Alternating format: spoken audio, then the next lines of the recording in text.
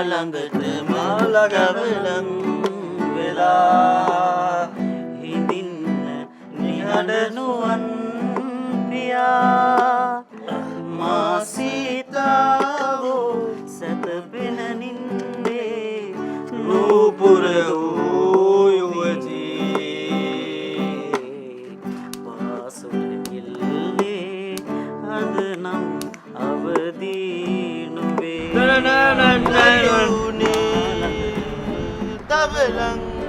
වෙලා හිඳින්න නිහඬනුවන් පියා සීතාවෝ සැතපෙන නින්දේ නූපුර දෝබී